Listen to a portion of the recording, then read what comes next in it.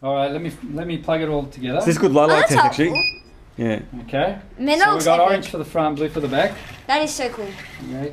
Now what I've done is I've replaced these massive propellers, which are 11x47s, and replaced them by the Gemfan 9x47s. So logic behind that is they can spin up a lot quicker and slow down and whatever. Respond to the wind a bit quicker than the other ones. Okay, so what I'll do is I'll just fire it up. Okay. Now the other thing I've done on this one is I've hooked on the gimbal system. So this is where I want to mount one of Paul's GoPros on there if he lets me without the protective casing, because I'm a really good flyer, I promise I won't break it. So what happens is, as you can see, as the quad tilts, it keeps the camera level. So no matter what you do, the camera stays level. So wait a sec, is that servo hooked up to a separate board or is it on the same board? It's hooked onto the same board. So the board, which is a homemade MultiWii board in this case, but any of the new MultiWii boards have got the same setup.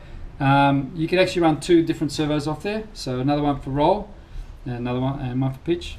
So therefore, even if you were doing this, you could stabilize the camera. So I'm thinking a setup like this would be actually great for your aircraft, you know, for your Pixel.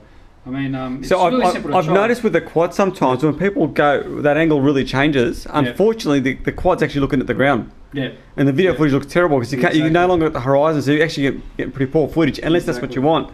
But at least with this one, once you've got your angularity correct in terms of what you want, you're going to get that footage all the way through the whole flight. Well, that'd be ideal for your aircraft. You know what I mean? The problem you've got here is that, you know, once you're on that kind of angle, the GoPro's looking straight into the booms, which isn't good. But it just sort of shows you what you can do.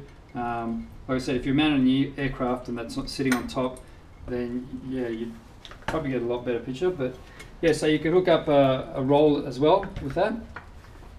What we'll do is we'll just fire it up outside. It's quite windy today. Not kill anybody. But normally this thing doesn't really fly too well. With the smaller props, it flies a lot better.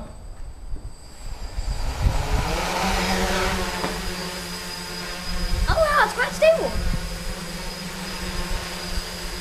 Right, I haven't really gone through and balanced everything that well.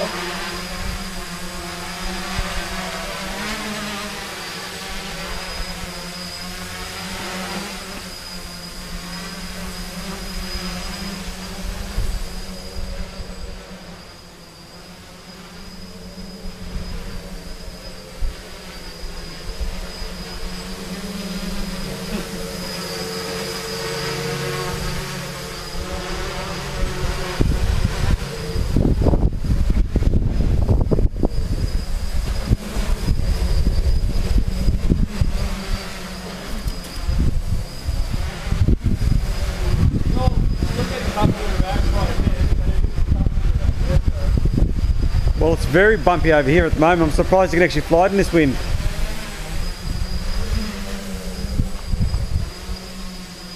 Do you want to put the GoPro on the gimbal system? No thanks.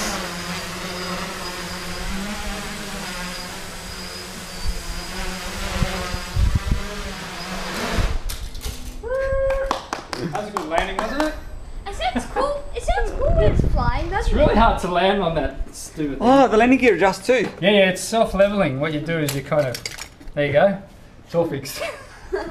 Oh, and you've got the antenna system, so it's Yeah, so it gets chopped off, and it's touching aluminium. So what you probably don't know is this antenna was probably around about this long. It used to be a bit longer. And now it's shorter.